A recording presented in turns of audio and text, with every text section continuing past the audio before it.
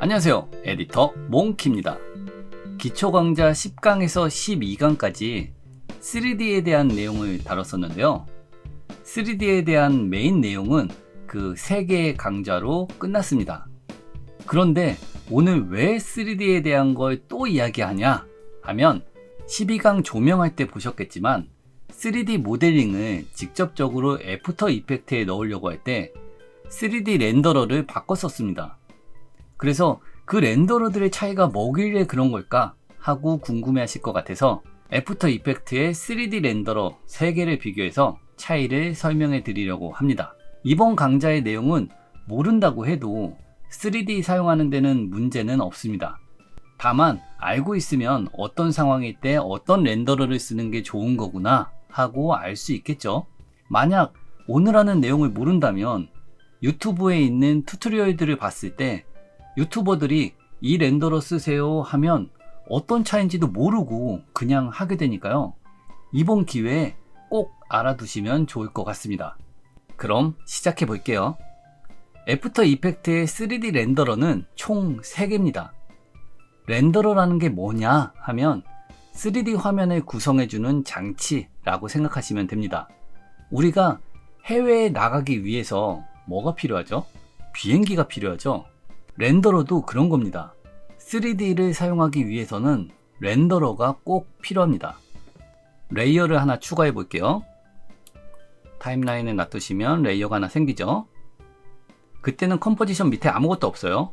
그런데 3D 레이어를 체크하고 나시면 이렇게 컴포지션 패널 밑에 렌더러 종류가 뜨게 되는데요. 클릭하시면 이렇게 세 종류가 보이죠.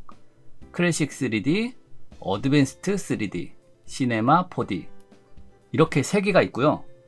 이 중 하나를 고르면 자동으로 애프터 이펙트에 현재 사용하고 있는 렌더러가 변경돼서 적용이 됩니다. 작업하다가 언제든지 실시간으로 바꾸실 수가 있어요. 이렇게 변경하실 수도 있고 컴포지션 세팅에서 처음에 설정할 수도 있습니다. 지워볼게요. 전부 다 지워보시고 프로젝트 패널에서 마우스 오른쪽 키 뉴 컴포지션 이러면 컴포지션 일반적으로 만드는 세팅창이 뜨죠. 근데 이 위에 보면 3D 렌더러라고 하는 탭이 있습니다. 클릭해보면 여기에 렌더러 종류가 나오죠. 클릭해보면 아까처럼 세 종류가 보입니다. 여기서 사용하고 싶은 렌더러를 선택하고 OK를 누르시면 초기 렌더러가 세팅이 됩니다. 좀 전에 이야기한 것처럼 렌더러는 언제든지 변경을 할 수가 있습니다. 컴포지션 세팅에서 변경하고 싶다 하시면 마우스 오른쪽 키 컴포지션 세팅 가시면 또 이 렌더러 탭 있죠? 여기서 변경하실 수 있어요. 이 컴포지션 세팅창에 렌더러를 보시면 각 렌더러에 대한 설명이 자세히 써져 있습니다. 클래식 3D는 뭐 써져 있는 게 없죠? 이 클래식 3D가 애프터 이펙트의 기본 렌더러입니다. 그리고 이 클래식 3D에서 안 되는 기능이 시네마 4D나 어드밴스드 3D 중에 가능한 게 있다 하면 그 렌더러로 변경해서 사용하면 된다 라고 생각하시면 됩니다. 각각의 렌더러를 보면 되는 거, 안 되는 거 이렇게 써져 있죠. 뭐가 많이 써 있어서 헷갈리시죠? 제가 요약해서 알려드릴게요. 이 렌더러들의 큰 비교 지점은 총 3개입니다. 첫 번째가 익스트루드 앤 베벨 3D 텍스트를 만드는 기능인데요. 몽키라고 한번 글씨를 써볼게요. 타입 툴 선택하시고 몽키 이렇게 한 다음에 3D 레이어를 체크할게요. 체크. 그리고 속성을 여시면 여기 밑에 지오메트리 옵션이라는 게 있습니다.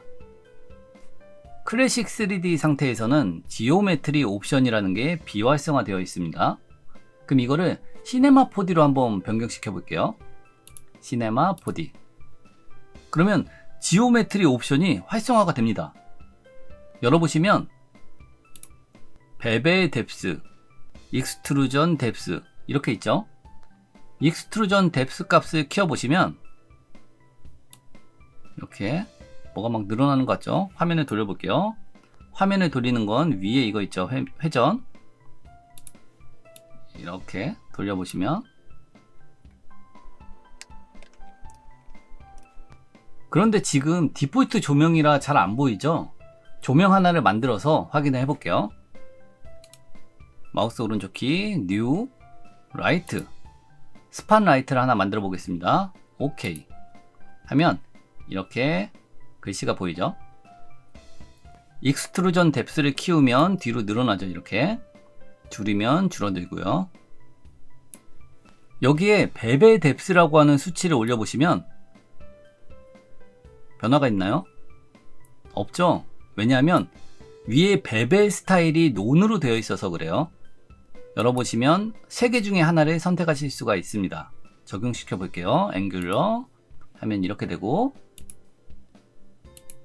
콘케이브, 그리고 컨벡스, 동글동글해졌죠? 이 상태로 클래식 3D로 렌더러를 변경하시면 없어졌죠? 당연히 지오메트리 옵션이 비활성화되기 때문에 익스트루드 베벨 기능도 없어지는 겁니다. 세 개를 같이 놓고 보면 어드밴스드 3D는 시네마 4D하고 같이 이 기능을 지원하기 때문에 똑같다고 보시면 됩니다. 두 번째는 모델링 파일입니다. 모델링 파일을 프로젝트 패널에 넣으시고 이거를 타임라인으로 가져다 놓을게요. 그런데 만약 현재 렌더러가 어드밴스드 3D가 아니라면 이런 문구가 뜹니다. 어드밴스드 3D가 아닌데 변경하겠냐 라는 문구 말이죠. 확인을 누르면 자동으로 어드밴스드 3D로 변경이 됩니다. 스케일이 너무 크면 좀 줄이시면 돼요. 줄이시고 오케이. 이러면 정상적으로 3D가 들어왔죠. 여기 돌려보시면 이렇게 3D가 들어온 걸 확인할 수가 있습니다. 그런데 지금 보면 강제적으로 어드밴스드 3D로 변경이 됐잖아요. 렌더러가. 이게 무슨 말이냐면 다른 렌더러에서는 안 된다는 말입니다. 실제 렌더러를 변경시켜 보시면 클래식 3D 안 보이죠? 시네마 4D 안 보이죠? 어드밴스드 3D를 해야만 보입니다. 이 어드밴스드 3D 렌더러는 애프터 이펙트의 3D 환경을 실제 다른 3D 전문 툴들과 비슷하게 만들기 위한 목표를 가지고 2024년도에 새로 추가된 렌더러고요. 앞으로 이 어드밴스드 3D에 전문적인 기능들이 계속 업그레이드가 될 것으로 예상이 됩니다. 여기까지만 보면 3D 텍스트를 만드는 익스트루드 베벨도 되고 3D 모델링도 직접적으로 넣을 수 있는 게 어드밴스드 3D니까 시네마 4D보다 어드밴스드 3D가 무조건 좋네? 라는 생각을 하실 수도 있지만 무조건 그렇다고 할 수가 없습니다. 그 이유가 바로 다음에 비교할 내용 때문인데요. 세 번째 비교할 내용은 그림자 생성하는 조명입니다. 애프터 이펙트의 기본 조명은 패러럴, 스팟, 포인트, 앰비언트 이렇게 총 4개고요. 이 중에 그림자를 생성할 수 있는 조명은 패러럴, 스팟, 포인트 이렇게 총 3개가 있습니다. 클래식 3D와 시네마 4D는 똑같이 이 3개의 조명으로 그림자를 생성할 수가 있습니다. 그런데 어드밴스드 3D 같은 경우에는 이 조명들로는 그림자를 생성할 수가 없습니다. 어드밴스드 3D는 전문 3D 툴들처럼 HDRI를 이용해서 그림자 및 반사를 생성해 주는데요. 이 HDRI를 사용하기 위해서 Environment Light라고 하는 조명이 하나 추가됩니다. 이 조명은 클래식 3D나 시네마 4D 렌더러를 선택할 때는 안 보이고요. 어드밴스드 3D를 선택할 때만 나타납니다. 그림자 생성해주는 방식이 이거 하나이기 때문에 어드밴스드 3D에서는 Environment Light를 무조건 써야 됩니다. 이게 리얼한 합성을 할 때는 너무나 좋거든요. 그런데 아이러니하게도 저는 이것 때문에 시네마 4D를 버리고 어드밴스드 3D만 사용하기에는 좀 힘들 것 같다 라고 생각을 한 건데요. 그 이유가 뭐냐면 우리가 애프터 이펙트를 리얼한 합성용으로만 사용하냐 라는 거죠. 아니거든요. 오히려 모션 그래픽용으로 더 많이 사용합니다. 그런 3D 모션을 구성할 때 라이트에 키프레임을 걸어서 다양한 그림자 변화를 주고 싶다 하면 조명 컨트롤이 쉽고 직관적인 기본 조명 3종으로 하는 게 편리합니다. 그렇기 때문에 리얼한 합성이 아닌 모션 그래픽에서 조명 그림자 변화를 주고 싶은 경우에는 어드밴스드 3D보다 시네마 4D가 더 편리할 수 있다 라는 겁니다.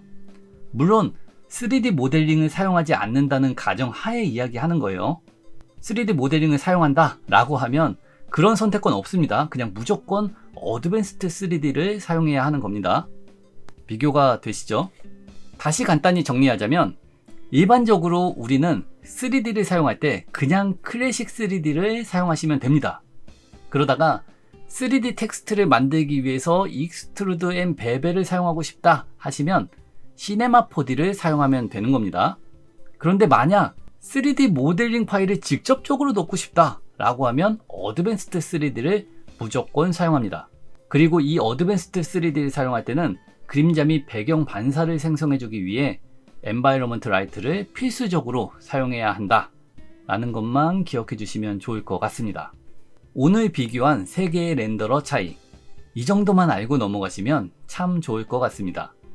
준비한 내용은 여기까지고요. 다음 강좌에서 뵙겠습니다. 영상이 도움되셨다면 구독, 좋아요, 알림 설정 부탁드립니다. 안녕.